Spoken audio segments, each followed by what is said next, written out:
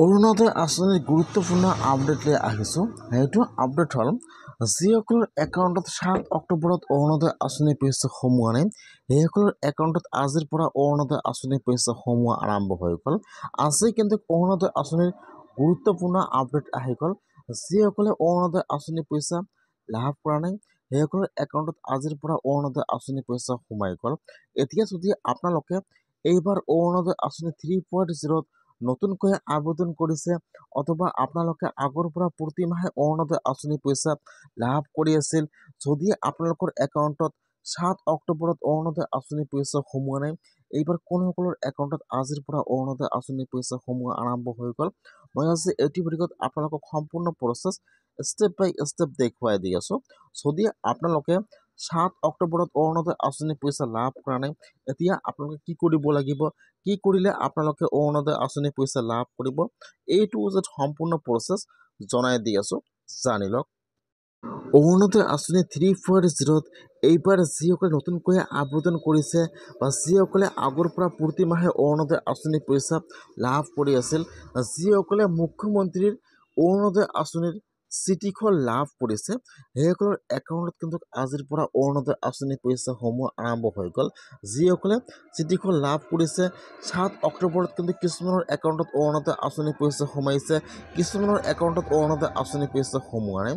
যিসকলৰ একাউণ্টত 7 অক্টোবৰত অৰুণোদয় আঁচনি পইচা সোমোৱা নাই, এতিয়া কিন্তু সেইসকলৰ একাউণ্টত আজিৰ পৰা অৰুণোদয় আঁচনি পইচা সোমোৱা আৰম্ভ হৈ গ'ল। এতিয়া যদি আপোনালোকে চিঠিখন লাভ কৰিছে, আপোনালোকৰ একাউণ্টত 7 অক্টোবৰত অৰুণোদয় আঁচনি পইচা সোমোৱা নাই, তেনেহ'লে আপোনালোকে আপোনাৰ একাউণ্টটো চেক কৰক, আজি আপোনালোকৰ একাউণ্টত অৰুণোদয় আঁচনি পইচা সোমাই গৈছে।